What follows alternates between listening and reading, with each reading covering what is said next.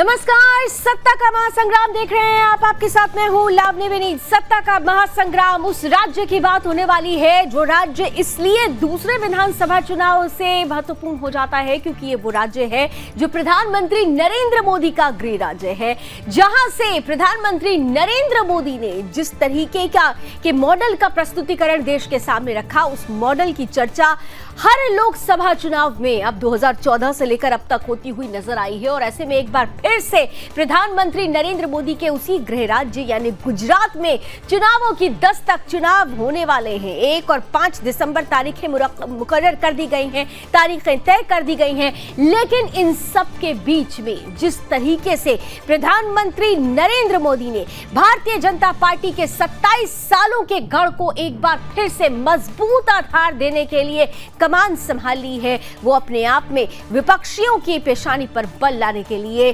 काफी नजर आ रहा है। एक तरफ मंच सज चुका है, माहौल बन चुका है, 89 सीटों पर महारथियों ने एक दिन पहले ही माहौल बना दिया और अब से कुछ घंटे या यूं कहें महज 1.5 घंटे के बाद से ही दक्षिण गुजरात से अभियान की शुरुआत करने वाले हैं प्रधानमंत्री नरेंद्र मोदी। वलसाड पहुंचेंगे जहां पर रोड शो होगा, रैली होगी और इसके बाद एक पखवाड़े में तो 25 रैलियां हैं, लेकिन इधर 3 दिवसीय कार्यक्रम के दौरान जिस तरीके से दक्षिण गुजरात, सौराष्ट्र और साथ ही साथ वो मुस्लिम बहुल सीटें जहां पर कांग्रेस का गढ़ पहले भी देखा जा रहा है, उन सीटों पर, उन क्षेत्रों में जाकर प्रधानमंत्री नरेंद्र मोदी की रैलियां किस तरह से कमाल करती हैं, क्या ये कमाल फिर से कमल खिला पाएगा? आज इसी पर हम करेंगे खुलकर चर्चा। हमारे साथ गुजरात से हमारे अतिथि भी जुड़ेंगे, भारतीय जनता पार्टी और कांग्रेस का पक्ष रखने के लिए, और साथ ही साथ जाने माने पॉलिटिकल एक्सपर्ट भी इस चर्चा का हिस्सा होंगे। लेकिन सबसे पहले आपको आइए दिखा देते हैं वो कार्यक्रम जो बता रहा है कि इस बार प्रधानमंत्री नरेंद्र मोदी के लिए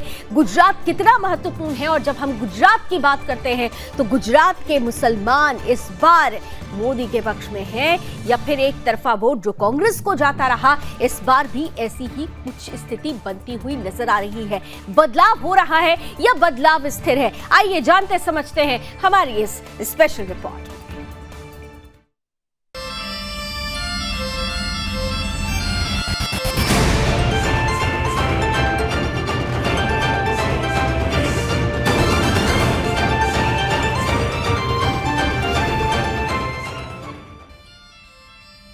गुजरात विधानसभा चुनाव नजदीक आने के साथ ही सत्तारूढ़ बीजेपी ने अपना प्रचंड प्रचार शुरू कर दिया है।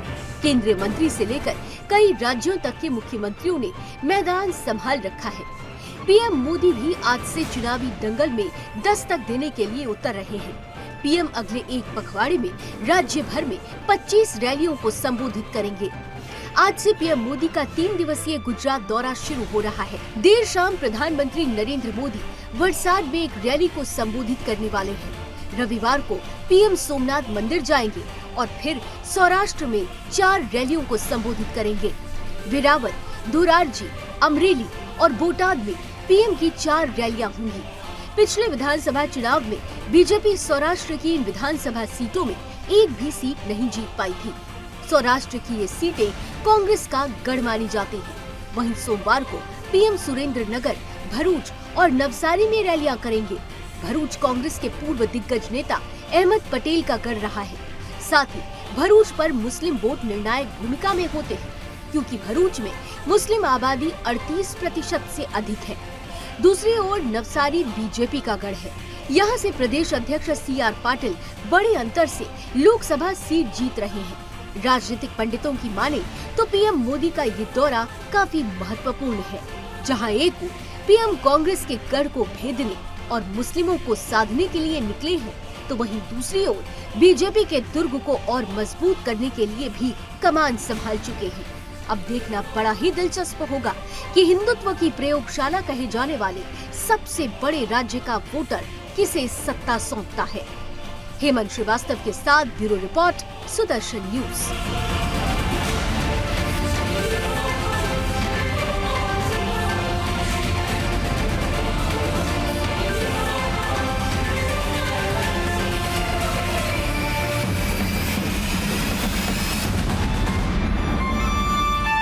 सुना है देश का माहौल। अभी अभी कोई आफ्ताब ने श्रद्धा बहन को मुंबई से लेके आया और लाभ देहात का नाम में 35 टुकड़ा टुकड़ा कर दिया। और उसका बाद उनका डेड बॉडी कहां रखा? फ्रीज में। जब डेड बॉडी फ्रीज में था उसी समय और एक दूसरा लड़की को लेके आया और वहां में भी वो डेटिंग करना शुरू कर दिया। तो देश को अगर आज एक ताकतवर नेता नहीं होता है, देश को मां मानने वाला एक सरकार नहीं होगा, तो हर शहर में ऐसा आफ्ताब का पैदा होगा। हम हमारा समाज को रक्षा नहीं कर।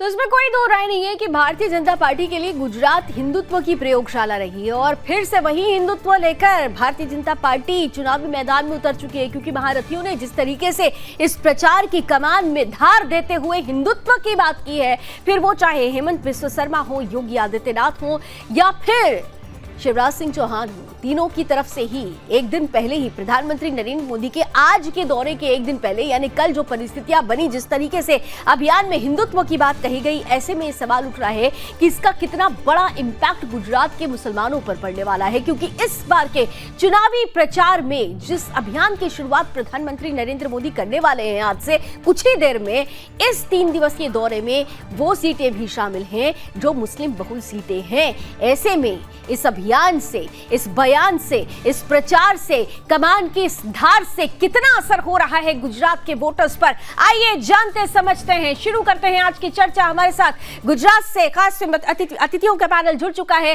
स्वागत करती हूं। भारतीय जनता पार्टी का पक्ष रखने के लिए हमारे साथ गुजरात से जुड़ रहे हैं प्रवक्ता कल्प पटेल जी, बहुत बहुत स्वागत। साथ ही साथ हमारे साथ कांग्रेस का पक्ष रखने के लिए गुजरात से ही जुड़ रहे हैं प्रवक्ता शशि दुबे जी, बहुत बहुत स्वागत। और जाने माने वरिष्ठ पत्रकार, राजनीतिक विश्लेषक रमेश ठाकुर जी हमारे साथ इस वक्त पैनल में जुड़ चुके हैं। आपका भी रमेश जी बहुत बहुत स्वागत। मैं रमेश जी बीजेपी और कांग्रेस के अपने अतिथियों को ये मंच दूं उससे पहले आपका आकलन क्या कह रहा है? गुजरात का 80-20 क्या कहता है इस बार? देखिए लावनी जी, गुजरात की जो स्थिति है इस बार चुनाव की, वो आपसे हमसे छिपी नहीं है। क्या है रिजल्ट होने वाला है, और इस समय जो मजबूती से जो चुनाव में प्रचंड, जिस तरीके से आपने कहा प्रचार शुरू हो गया, वो सारी पार्टियों का हो गया। कोई ऐसी पार्टी है नहीं जो पीछे से। लेकिन सबसे बड़ी बात है, आम आदमी पार्टी ने जिस तरीके से इस बार एंट्री की है और वो किन किन वोटों पे सेंधमारी करेगी, तो सीधे सीधे दिखाई देता है वो माइनॉरिटी वोटर पे बहुत ज्यादा इस बार सेंधमारी करेगी। अगर ऐसा होगा तो वो वोट किसका है? वो पारंपरिक वोट कांग्रेस का रहा है। उससे भारतीय जनता पार्टी को ना कल नुकसान हुआ था ना आज नुकसान हुआ था। हाँ, अगर और अच्छे ढंग से और अच्छे प्रतिशत के साथ में अगर आम आदमी पार्टी मुस्लिम वोट काट लेती है तो उससे सीधे सीधे फायदा भारतीय जनता पार्टी को होगा। मैं तो ये सीधे शब्दों में कहूंगा कि भारतीय जनता पार्टी को जो कई ऐसी सीटें हैं जहां मुस्लिम बाहुल है, जहां पे बड़ी दिक्कतें होती थी जीतने के लिए, इनके सीटों को भारतीय जनता पार्टी वहां बड़ा आसान कर दिया है, बहुत ज्यादा आसान कर दिया। लेकिन फिर भी अंतिम छोर तक जब तक आप चीजों को समझ नहीं पाते हो और वोट के आखिरी डेट तक आप चीजों को सब चीजें सामने नहीं आ रही तो कहना बड़ा मुश्किल हो जाता है। लेकिन भारतीय जनता पार्टी के लिए इस बार का जो चुनाव है वो बहुत मायने रखता है, और विशेष तौर पे तब जब 24 में आप चुनाव में जाने वाले हो, आम चुनाव में जाने वाले हो। उसके बाद में भारतीय जनता पार्टी के लिए खास इसलिए भी है, प्रधानमंत्री गृह मंत्री का एक गृह राज्य है, और जिनको दिल्ली की सत्ता भी संभालनी है, उसके पैरेलल डबल इंजन की कहने वाली सरकार वहां पे भी आपको संभालनी है। अगर यहाँ पे 19-20 का रिजल्ट होता तो बड़ी दिक्कत हो जाएगी। बिल्कुल, यानी समेकित रूप से सब कुछ देखना है और इसीलिए 2024 एक असली टारगेट है। लेकिन उससे पहले जिस तरीके की गुजरात की परिस्थिति है, जैसा कि अभी रमेश जी ने भी पूरी तरीके से स्थिति को समझाने की कोशिश भी की, और लगभग चुनावी जो राजनीतिक विश्लेषक हैं, चुनावी पंडित हैं, यही बात कहते हुए नजर आ रहे हैं। कल आपके पास आ रही हूं कि इस बार भारतीय जनता पार्टी के लिए चैलेंज कांग्रेस नहीं आम आदमी पार्टी बन गया है। लेकिन जिस अभियान की शुरुआत आज से प्रधानमंत्री नरेंद्र मोदी करने वाले हैं, उस अभियान में दो चीजें विशेष हैं। पहला तो हम देख रहे हैं कि आज से अभियान की शुरुआत दक्षिण गुजरात से, जो कि भारतीय जनता पार्टी का गढ़ रहा। 2017 में 35 में से 25 सीटों पर आप लोगों ने जीत हासिल की थी। लेकिन दूसरी तरफ सौराष्ट्र है और तीसरी तरफ मुस्लिम बहुल वो सीटें हैं जो कांग्रेस का गढ़ रही हैं, जहां पर लाख कोशिशों के बावजूद भी भारतीय जनता पार्टी बहुत अच्छा नहीं प्रदर्शन कर पाई, जैसा कि उम्मीद की जा रही थी। लेकिन इस बार मोदी जिस तरीके से आगे बढ़ रहे हैं, प्रधानमंत्री की जो रैलियां प्रस्तावित हो रही हैं, आपको लग रहा है कि ये कंपैटिबिलिटी मोदी और मुस्लिम, ये वोट बैंक की कंपैटिबिलिटी बन जाएगी इस बार, या फिर चुनौती अब भी है? कल्प। तो मैं सुदर्शन न्यूज के सभी दर्शक मित्रों को नमस्कार, जय हिंद और वंदे मातरम कहना चाहता हूं। जब तक आज हम चर्चा कर रहे हैं गुजरात के इलेक्शन के बारे में, तो मुझे स्पष्ट तौर से यह कहना है कि भारतीय जनता पार्टी पहले से ही परफॉर्मेंस बेस्ड पॉलिटिक्स में विश्वास करती है। आज गुजरात का चुनाव बहुत नजदीक आ चुका है और इस मौके पर मुझे कहना है कि गुजरात की जनता बहुत ही समझदार जनता है। 2001 से 2014 तक प्रधानमंत्री नरेंद्र मोदी गुजरात के मुख्यमंत्री रहे और आज देश के प्रधानमंत्री के तौर पर देश की सेवा कर रहे हैं। हमें यह बात सोचनी चाहिए कि राज्य में भाजपा की सरकार आई, उससे पहले गुजरात का हाल क्या था। गुजरात दंगों के लिए जाना जाता था, गुजरात अराजकता के लिए जाना जाता था, गुजरात अशांति के लिए जाना जाता था। जब से भाजपा की सरकार गुजरात में आई है नरेंद्र भाई के नेतृत्व में, तब से गुजरात विकास का पर्याय बना है, शांति और सलामती का पर्याय बना है। मैं आज किसी एक विशेष धर्म या समुदाय की बात नहीं करूंगा, क्योंकि हमारी भारतीय जनता पार्टी की विचारधारा सभी समाजों को साथ में लेने में मानती है, सबको साथ लेकर चलने में हम मानते हैं। हमने जो भी काम किए हैं साथ में लेके चलते हैं, लेकिन साथ में लोग आते कहाँ हैं? आप बीते अगर इलेक्शंस को उठाकर देख लें तो 64% मुसलमान वोटर्स तो कांग्रेस के कोर वोटर हो जाते हैं, 27% आपके पक्ष में जाते हैं।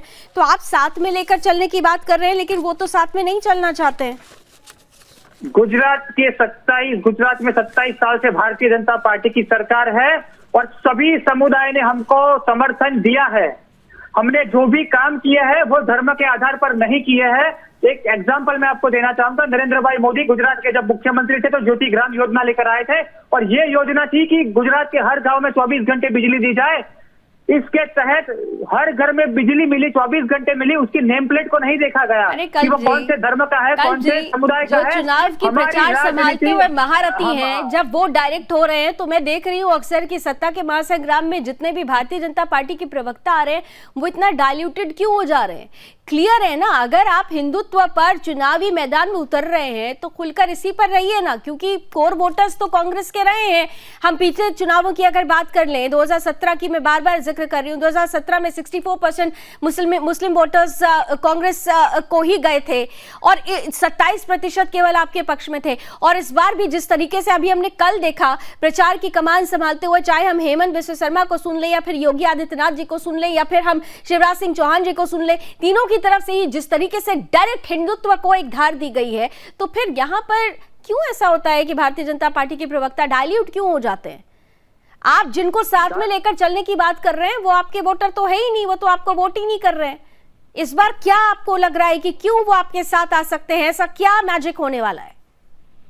मैंने आपसे पहले भी कहा कि Bharatiya Janata party performance based politics में विश्वास करती है। हमने जो काम किया है वो सभी समाज के लिए किया है और हमें विश्वास है कि हर एक समाज हमें समर्थन देगा। रमेश ठाकुर जी, सहमत हैं क्या आप इससे?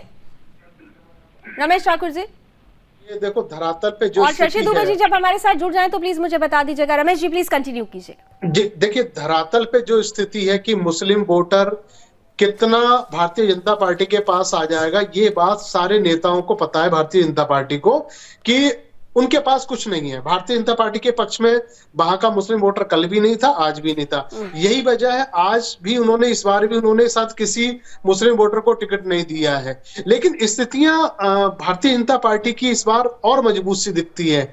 जब से मैंने पहले बताया कि आम आदमी पार्टी की जैसे एंट्री हुई है तो उनको एक ऊर्जा आ गई है, उनको एक मजबूती मिल गई है। उनको लगता है कि जो वोटर हमारा कटता था और जहां जी पार्टी कर देगी, तो ये सारी परिस्थितियों को देख के ये लगता है कि भारतीय जनता पार्टी को ज्यादा मशक्कत करने की जरूरत नहीं है। इसके लिए बहुत मजबूत है।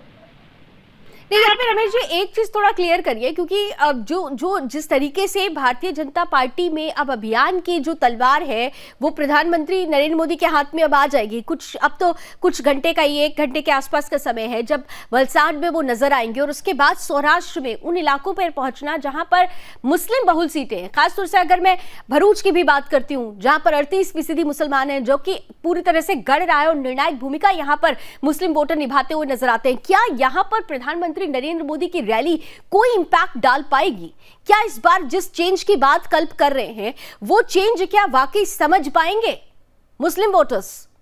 देखिए लावनी जी, एक बात बहुत स्पष्ट है, भारतीय जनता पार्टी एक प्लानिंग के साथ में चुनावों में उतरती है और उनको पता होता है किन जगहों पे उनका वोटर नहीं है और कहां से वो जनता को मैसेज दे सकते हैं, वो ऐसा मैसेज जो पूरे प्रदेश में अच्छा तरीके से वो फैले।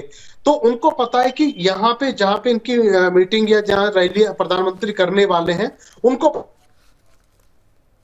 लेकिन फिर भी अंतिम छोर तक और अंतिम वक्त तक वो अपनी कोई तैयारी में कोई कमजोरी नहीं छोड़ना चाह रहे हैं, क्योंकि कल को ये ना हो कोई मुस्लिम नेता या कोई मुस्लिम वोटर ये कह पाए कि आपने हमारे इलाके में तो कोई मीटिंग करी नहीं, कोई रैली करी नहीं, हमको पीछे छोड़ दिया। एक चीज रमेश जी अगर आप समझा सके, फिर मैं शशि दुबे के पास जाऊंगी।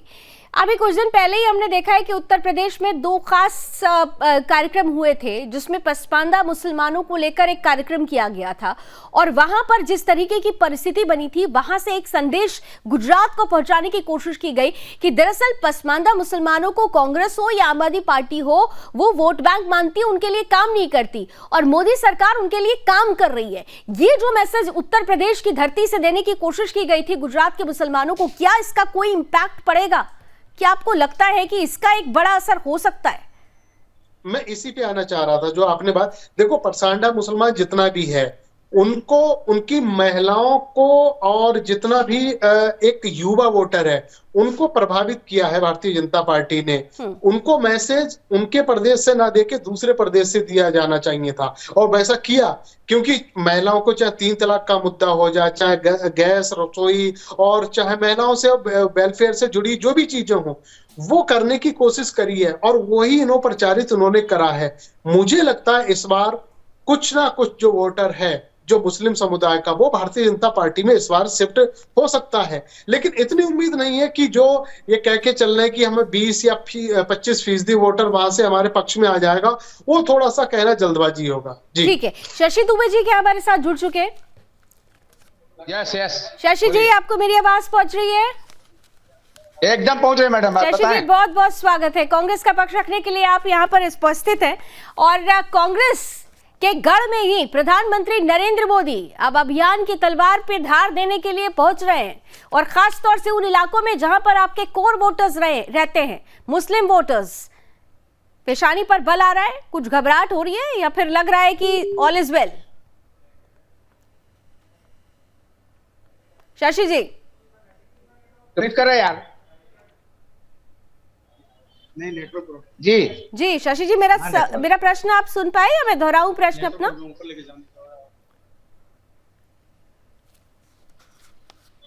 हेलो शशि दुबे जी, आप मेरा प्रश्न सुन पाए या फिर मैं दोहराऊं अपना प्रश्न? एक बार दोहराइएगा क्योंकि नेटवर्क का थोड़ा इशू आ रहा है। ठीक है, अभी आपकी आवाज भी मुझ तक क्लियर आ रही है। मेरा प्रश्न सीधा है कि प्रधानमंत्री नरेंद्र मोदी आज से चुनावी अभियान में धार देने के लिए उतर रहे हैं और उन इलाकों में जाने वाले हैं पहले 3 दिवसीय दौरे में जहां पर आपके कोर वोटर्स हैं, वो मुस्लिम वोटर्स जो आपके कोर वोटर्स हैं, वहां पर प्रधानमंत्री की रैली। थोड़ा सा क्या आप लोगों को भय लग रहा है या आपको लग रहा है एवरीथिंग इज ओके, कुछ नहीं होगा? मैं आपके मीडिया के माध्यम से वोटरों में और जनता को यह बताना चाहता हूं कि नरेंद्र मोदी जी का कोई भय, कोई डर नहीं। कांग्रेस मुस्तैदी से खड़ी है, कांग्रेस मुंहतोड़ जवाब देगी, जनता हमारे साथ है, इसमें कोई दो राह नहीं है। मैं आपके चैनल के माध्यम से बताना चाहता हूं, इसमें कोई इशू है नहीं और ना हम डरे और सहमे हैं। हम कांग्रेस के सैनिक हैं, हम राहुल गांधी के सैनिक हैं, हम सीना तान के खड़े हैं। नरेंद्र मोदी जी कोई पहली बार थोड़ी आ रहे हैं गुजरात में। भारतवर्ष का प्रधानमंत्री 1 महीने में 5 यात्रा गुजरात इलेक्शन में करता है।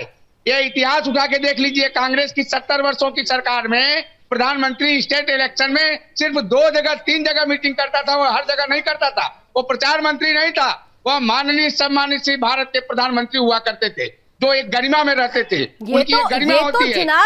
चुनाव में उतरने की तैयारी है ना, वो प्रधानमंत्री अगर वहाँ उतरते हैं तो ये उनकी तैयारी है। मेरी बात सुनिए, हिमाचल प्रदेश में आप नहीं उतरते हैं, आपकी तैयारी थी, आप समझ रहे थे कि आप जीत रहे हैं, इसलिए आप भी, राहुल गांधी भी वहाँ नहीं पहुंचे थे, वो उनकी तैयारी थी। इधर प्रधानमंत्री की अपनी तैयारी है, तो ये तो भारतीय जनता पार्टी की अपनी संगठनात्मक तैयारी है ना। मैं आपको ये बताना चाहता हूँ, राहुल गांधी जी के पहुंचने की कोई जरूरत नहीं। राहुल गांधी का हर कार्यकर्ता अपने को राहुल गांधी मान के काम करता है, डोर टू डोर वोटरों से मिलता है, और राहुल गांधी मान के हर कार्यकर्ता अगर काम करता है कभी असफल नहीं होगा।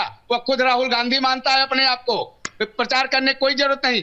नरेंद्र मोदी जी आज नहीं, जब से इलेक्शन की घोषणा हुई, जब से सुर्खियों में इलेक्शन आया गुजरात का, तब से 1 महीने में 5-5 यात्रा सूरत में करते। गुजरात कल्प पटेल कुछ कहना चाह रहे हैं, कल्प जी जवाब दीजिए जल्दी से।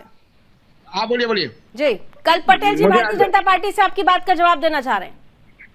मुझे आदरणीय शशि जी की बात पे प्रतिक्रिया करते हुए मुझे कहना है कि अभी उन्होंने एक शब्द प्रयोग किया कि गुजरात की जनता हमारे साथ है। 27 साल से जनता ने कांग्रेस को बाहर बिठाया है।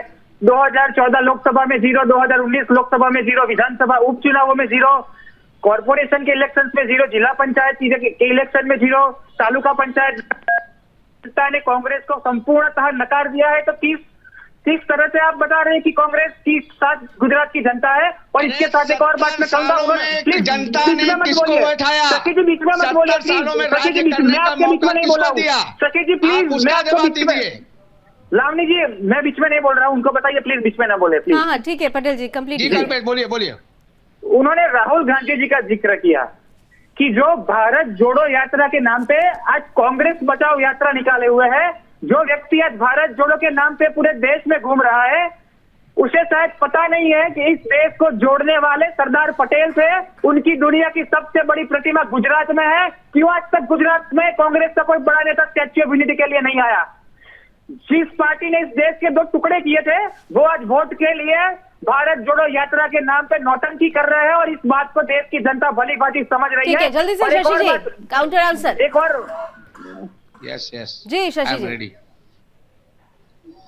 आप जब इलेक्शन आता है तो इनको सरदार पटेल याद आते हैं। अरे इलेक्शन तक सरदार पटेल इनको बाखूबी याद करते हैं। आज माननीय राहुल गांधी जी भारत जोड़ो यात्रा लेके निकले हैं। है हिंदुस्तान में कोई माई का लाल जो कश्मीर से कन्याकुमारी तक पग यात्रा करे और राहुल गांधी का अनुकरण करके वो कर सकता है? आप भारतीय जनता पार्टी सिर्फ भारत तोड़ो की बात करती है। राहुल गांधी जी के नेतृत्व में भारत जोड़ो की जो यात्रा हो रही है, उसमें 100% भारत एकत्रित होगा और भारत के सारे मतदाता उनको आकार रहे हैं। आप चैनल के माध्यम से देख रहे पहले तो ये बता दीजिए शशि जी, भारत जोड़ो यात्रा में भारत के सारे नागरिक कांग्रेस के साथ होंगे। 2024 की आप लोग पूरी तरीके से टारगेट कर रहे हैं, लेकिन पहले 2023 भी तो आ रहा है।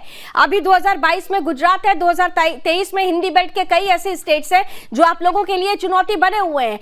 आप ये क्यों नहीं मान रहे हैं कि कांग्रेस के लिए इस वक्त कांग्रेस की लड़ाई भारतीय जनता पार्टी से नहीं बल्कि तीसरी पार्टी आम आदमी पार्टी ने एंट्री कर ली है? आपके लिए तो चैलेंज वो बनता जा रहा है। इस पर आप लोग क्यों नहीं कोई रिएक्शन दे पाते हैं? मैं आपको बताना चाहता हूं, आपसे कांग्रेस को कोई डर भय नहीं। आप जो है भारतीय जनता पार्टी की बी टीम के तरह काम करती है। अच्छा। आप बताइए इतना बड़ा इनके पास फंडिंग कहां से आता है? अच्छा एमआईएम से डर है इनके पास फंडिंग कहां से आता है? अच्छा एमआईएम से वो क्या है? मैं अवैसी के बारे में आपसे सिर्फ इतना कहना चाहता हूं, वो मुसलमानों के दलाल हैं। कांग्रेस के वोटर जो मुसलमान हैं उनको डिवाइड करने के लिए भारतीय जनता पार्टी ने अवैसी को मैदान में उतारा है। पार्टी भी बीजेपी की भी पार्टी है, एमआईएम भी पार्टी है, और इस तरीके से दोनों को इन्होंने आउट कर दिया है। लेकिन गुजरात की परिस्थिति शशि दुबे जी भी अंदर से जानते हैं, लेकिन क्या करें, कुछ सीमाएं होती हैं। सच सीधे सीधे नहीं बोला जा सकता है। रमेश जी 100% मैं सच बोल रहा हूँ। देखिए लावनी जी, कोई भी राजनीतिक दल हो वो अपने आप को कम नहीं आंकता है। जी बिल्कुल। और रही बात ये है, जिस तरीके से कांग्रेस की बात इस बार इस चुनाव में है, वो अलग बात है कि इस बार कोई नेता या राहुल गांधी से लेके बड़े कोई नेता वहां दिखाई नहीं दे रहे हैं। लेकिन भारतीय जनता पार्टी अंडरएस्टिमेट करके कांग्रेस को फिर भी नहीं चल रही है। क्योंकि पिछला जो चुनाव 2017 का था, जब वोट प्रतिशत की जब बात है तो ज्यादा कोई फर्क नहीं रह रहा था उसमें, बहुत कम गैप था, तो हाँ, तो कमी था। तो इस बार भी तो भारतीय जनता पार्टी उनको कमतर नहीं आंक रही है। बेशक भारत जोड़ो यात्रा का वो जिक्र कर रहे हो और कई सारे ऐसे, एक बड़े अहमद पटेल साहब इस बार चुनाव में नहीं है, गुजर चुके हैं। इसीलिए रमेश जी, मेरा प्रश्न इसीलिए इस तरफ था कि भारतीय जनता पार्टी तो कांग्रेस को कम नहीं आंक रही है, लेकिन क्या कांग्रेस ओवर कॉन्फिडेंट तो नहीं लग रही है? नहीं, कांग्रेस इस तरह की नहीं है। कांग्रेस को अपनी स्थिति पता है, उनको अपनी औकात पता है कि हम इस बार क्या कर सकते हैं और कितना कर सकते हैं। उनकी लड़ाई मुझे लग रहा है इस बार भारतीय जनता पार्टी से कम आम आदमी पार्टी से ज्यादा है। तो वो तो आम आदमी पार्टी को भी पार्टी बता रहे हैं, वो तो उसको मानते ही नहीं है। कुछ भी देखो, शशि दुबे जी कुछ भी बोले, देखो शशि दुबे जी को पता है उनको कितना बड़ा डेंट दिल्ली में दिया, कितना बड़ा डेंट उनको पंजाब में दिया, और वही स्थितियां ये बाहर दोहराने कोशिश कर रहे हैं। जितना वोटर कांग्रेस का, जितना वोटर उनसे नाराज है, वो कहां भागता है? भारतीय जनता पार्टी के पास नहीं जाता, वो सीधे कांग्रेस आम आदमी पार्टी में चला जाता है। तो यही चीजें इस बार बीजेपी गुजरात में होने वाली हैं। शशि दुबे जी इस बात को बेशक ना बोले, लेकिन उनको पता है वाली सारी बात। शशि जी, दिल्ली और पंजाब में जो हुआ वही गुजरात में हो सकता है, और आप भी जानते हैं, आप बोलिए नहीं, लेकिन आपके लिए चैलेंज बीजेपी नहीं, अब तो आम आदमी पार्टी है। मतलब विपक्ष की भूमिका भी आपके लिए छीनी जा सकती है। आप जो कर रहे हैं, जो पंजाब में हुआ, जो दिल्ली में हुआ, ठीक है। पंजाब में दिल्ली ने भारतीय जनता पार्टी ने पंजाब में खुद इनको सत्ता लेने का मौका दिया, आपको समझ रही हैं। और जो गुजरात में हो रहा है ना, हम गुजरात में इनका जो आप देख रही हैं, जो भी गुजरात में प्रचार या शो आपको लगता है मीडिया के माध्यम से या लोगों के माध्यम से या सोशल मीडिया के माध्यम से, वो सिर्फ ये दिखावा है। सिटी बेल्ट में मैं आपको बता दूं, शहरी विकास, शहर बेल्ट जो है, वहां आपका कुछ न कुछ बहुमत रहेगा, कुछ न कुछ वोटिंग रहेगी, लेकिन ग्रामीण विकास में आप जीरो है। आप अभी यहाँ, आपको बता दूं, गुजरात का एक इतिहास रहा है कि यहाँ तीसरी पार्टी नहीं चलती। यहाँ की जनता, लोकप्रिय वोटर गुजरात के तीसरी पार्टी कभी बर्दाश्त नहीं करते। ठीक है, आप जानते हैं चिमन आप भाई बिल्कुल पटेल, सही कह रहे हैं, आपने बिल्कुल सही कहा कि थर्ड पार्टी नहीं चाहते थे, लेकिन इस बार गुजरात की जनता थर्ड पार्टी के रूप में आपको देख रही है। सवाल ये है, नहीं कभी नहीं एक्सेप्ट करते, और जनता मुंहतोड़ जवाब देने के लिए तैयार है। तीसरी पार्टी कभी एक्सेप्ट नहीं की है, ये इतिहास रहा है, आप उठा के देख लीजिएगा। ठीक है, कल पटेल, और हम कांग्रेस के सैनिक हैं, हम हर तटस्थ ठीक है। शशि दुबे कांग्रेस के सैनिक तैयार हैं, कल पटेल जी।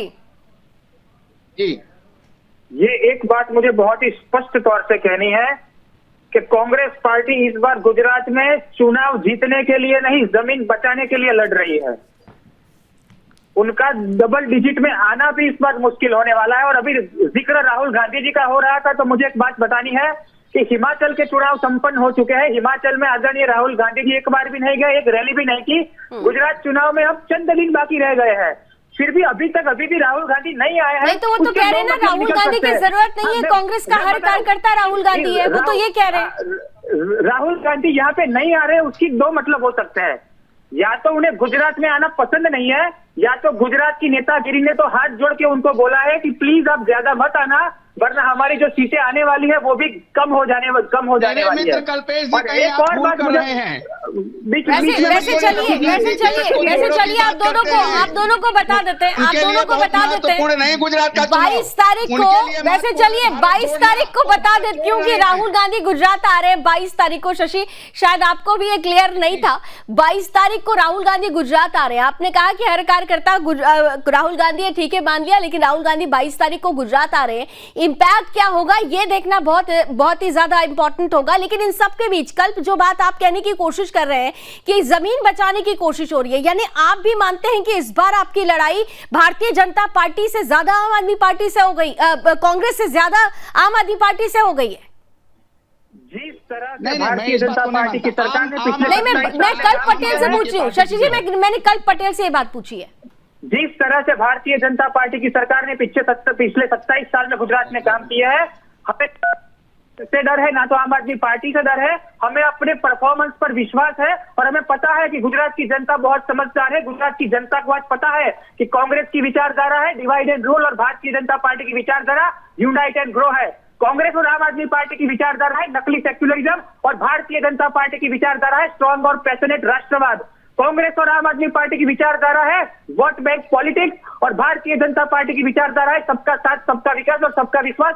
हमने जो भी काम किया है नरेंद्र भाई के नेतृत्व में और इस गुजरात की जनता ने अपने पसीना बहाकर गुजरात को बनाया है। और एक छोटी बात मैं यहाँ पे कह दूं, छोटी बात मैं कहना चाहता हूं कि गुजरातियों ने और नरेंद्र भाई और भारतीय जनता पार्टी ने गुजरात में पसीना बहा के जो 56 भोग वाली थाली तैयार की है गुजरात की, उसे कुछ पार्टी वाले सीधा भोजन पे बैठ के उसे ग्रहण करना चाहते हैं, लेकिन गुजरात की जनता उनको ये मौका नहीं देने वाली है। ठीक है रमेश जी, मैंने बनाया गुजरात, समझ रही है। तो ये जो परिस्थिति है, जिस तरीके से नरेंद्र मोदी जी ने एक कैंपेन भी शुरू करा दिया था, तो ऐसी परिस्थिति में चाहे आप जैसा कि कल पटेल भी दावा कर रहे हैं, शशि जी भी दावा कर रहे हैं, आम आदमी पार्टी के प्रवक्ता होते तो वो भी यही दावा करते, लेकिन इन दावों के बीच में जो सबसे सेंट्रिक पॉइंट है जिस पर आज की डिबेट है कि वो मुस्लिम वोटर्स जिस पर लगातार कांग्रेस का आधिपत्य रहा है, क्या वो मुस्लिम वोटर इस बार आम आदमी पार्टी की तरफ जा रहे हैं या फिर भारतीय जनता पार्टी की तरफ? क्योंकि भारतीय जनता पार्टी में कल पे ये कह रहे हैं कि वो हमारे साथ आएंगे, लेकिन कुछ दिन पहले ही इसी डिबेट में शशि दुबे जी भी हमारे साथ उपस्थित थे। रमेश जी, प्रश्न मेरा आपसे ही है, उस डिबेट में ग्राउंड से हमारे रिपोर्टर, हमारे ब्यूरो चीफ उत्कल ठाकुर जुड़े हुए थे और उत्कल ने ग्राउंड की रिपोर्ट बताई थी कि दरअसल इस बार जो वोट होने वाले हैं मुस्लिम वोटर्स बहुत साइलेंट हैं, वो ये देखने वाले हैं कि किसका आधार मजबूत हो रहा है। ऐसे में आधार अगर कांग्रेस का ही मजबूत हो रहा है, बीजेपी को हराना है, बीजेपी को वोट नहीं देना है, तो वो कांग्रेस की तरफ ही जाएंगे, लेकिन आधार अगर आम आदमी पार्टी का मजबूत हो रहा है तो फिर वो आम आदमी पार्टी को एक पक्षीय वोट करेंगे। तो ऐसी परिस्थिति में जिस मुस्लिम बहुल सीट पर प्रधानमंत्री नरेंद्र मोदी प्रचार करने के लिए पहुंच रहे हैं, क्या उसमें कोई कंपैटिबिलिटी बन पाएगी? नहीं, मुझे दिखता नहीं है लावली जी, क्योंकि जितना भी मुस्लिम वोटर है इस बार का, वो उसको यथावत रखना, उनको अपने पाले में रखना, ये कांग्रेस की बहुत बड़ी चुनौती है। अभी भाजपा के प्रवक्ता भाई पटेल ने बिल्कुल सही कहा कि इनको शायद इस बार चुनाव जीतने और के लिए ज्यादा इनका लड़ाई नहीं है। इनकी लड़ाई ये है कि हमारे जितने भी सीटें थी वो यथावत रहे, उसके अलावा जो उनका कोर वोटर रहा है, हमेशा से पारंपरिक जो वोटर रहा है मुस्लिम, वो उनके साथ में रहे। और दूसरी बात, अभी शशि दुबे जी ने कहा कि आम आदमी पार्टी जिस तरीके से गई है तो शहरी वोटर जितना है उस पे वो जरूर वो डेंट मारेगी, लेकिन मुझे थोड़ी सी इनकी बातों से लेकिन शहरी वोटर तो भारतीय जनता पार्टी का रहा है ज्यादातर। मैं वही कह रहा हूँ, जो शहरी वोटर है वो कभी भी आम आदमी पार्टी के पक्ष में नहीं जाएगा, क्योंकि ये हमने दिल्ली में देखा, पंजाब में देखा, क्योंकि आम आदमी पार्टी हमेशा बेचारा बन की राजनीति करती है, फ्री की राजनीति करती है। ये दोनों चीजें किनको पसंद आती है? जो ग्रामीण स्तर का होता है, जो लोअर, जो एक काम काजी जो लोग होते हैं, उनको पसंद है। ये लोग कभी भी आम आदमी पार्टी पढ़े लिखे को और शहरी वोटरों को ज्यादा प्रभावित नहीं कर पाएगी। मुझे लग रहा है शशि जी का यहाँ पे आकलन थोड़ा कमजोर है, और अगर आकलन कमजोर है तो फिर शशि जी आप लोगों के लिए चुनौतियां बड़ी हो जाती हैं, क्योंकि समय की कमी है। लेकिन आज की चर्चा को इसी पॉइंट के साथ खत्म कर रहे हैं। फिर से हम इस चर्चा में जुड़ेंगे जरूर। सत्ता का महासंग्राम में हर रोज मुलाकात तब तक होती रहेगी जब तक परिणाम नहीं आ जाते, लेकिन इतना जरूर है कि दिलचस्पी बढ़ती जा रही है उन सीटों को लेकर, विशेष रूप से जहां पर कांग्रेस कोर वोटर्स के साथ अपना आधिपत्य दिखाती रही, और ऐसे में आम आदमी पार्टी की एंट्री भारतीय जनता पार्टी को कम, कांग्रेस को ज्यादा चुनौती देती हुई नजर आ रही है। नजर बनी रहेगी। फिलहाल thank you so much gentleman हमारे साथ जुड़ने के लिए, आज की चर्चा में अपनी राय रखने के लिए। फिर होगी मुलाकात सत्ता के महासंग्राम में, क्योंकि ये गुजरात का चुनाव है, क्योंकि ये वो चुनाव है जो 2024 के लिए रेड कारपेट तय करेगा। ये रेड कारपेट 27 सालों के गढ़ों के साथ जो भारतीय जनता पार्टी का गढ़ रही है, उस किले के साथ, उस दुर्ग की विजय गाथा के साथ आगे बढ़ता है या फिर इसमें कुछ परिवर्तन आता है। इसी को तो ही कहते हैं दिलचस्प चुनाव। और इस दिलचस्प चुनाव की दिलचस्पी बढ़ाते हुए तमाम बयानों के साथ कमान अभियान की संभाल ली है प्रधानमंत्री नरेंद्र मोदी ने। कितना बड़ा असर होगा इसका, इस पर भी हमारी नजर बनी रहेगी। फिलहाल सत्ता के महासंग्राम को आज यही विराम देते हैं। देश और दुनिया की तमाम खबरों के लिए आप जुड़े रहिए सुदर्शन न्यूज के साथ। जय हिंद।